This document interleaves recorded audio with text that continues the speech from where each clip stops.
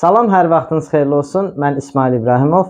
Bugün sizə 2026-cı ildə müəllimlərin işə qəbulu imtahanında yaş cins piramidasına əsasən düşən bir sualı izah edəcəm. Əvvəlcə sualın şərtinə baxaq.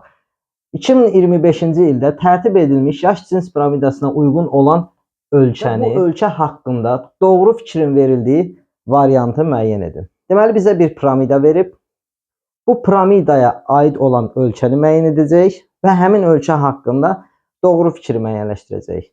Əvvəlcə piramidanı təhlil edək. Piramidanın bu hissəsində kişilər, bu hissəsində isə qadınlar göstərilib.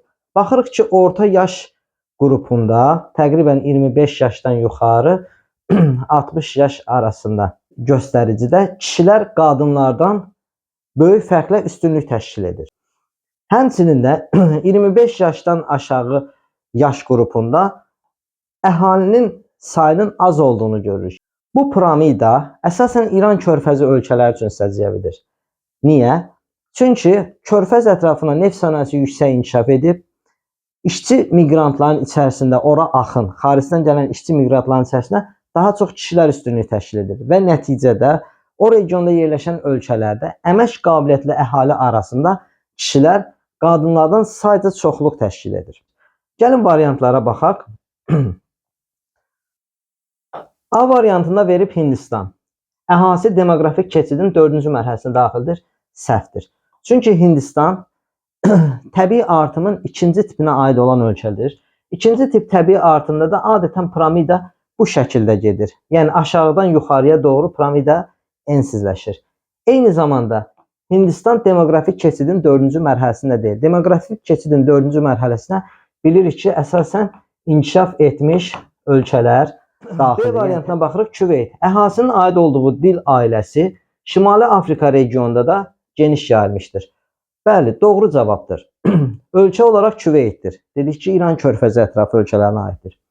Eyni zamanda Küveytin əhalisi Afro-Asiya dil ailəsinə aiddir.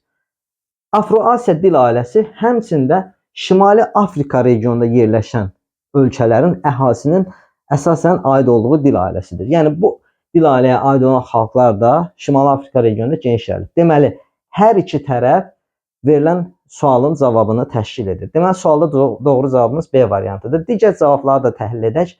Bəhreyn. Ölkə olaraq Bəhreynə uyğun gəlir. Amma sonra yazıb, tropik işıqlanma qurşağında yerləşir. Artıq bu hissəsi doğru deyil.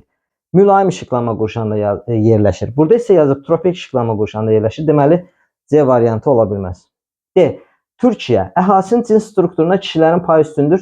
Təbii ki, körfəz ətrafı ölkə deyil, olmazmı? Y. Yaponiya. Əhalinin təbii azalması müşahidə edilir. Səhvdir. Çünki Yaponiya inkişaf etmiş ölkədir. Təbii artımın birinci tipidir. Bu piramida ona uyğun gəlmir. Deməli, sualda doğru cavab B variantı. Diqqətinizə görə təşəkkür edirəm. Sağ olun.